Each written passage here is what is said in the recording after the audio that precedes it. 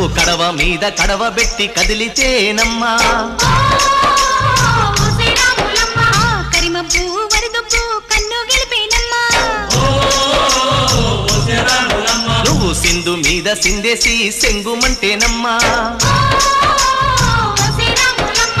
జింక పిల్ల పాదాలకు జంకు పుట్టేనమ్మా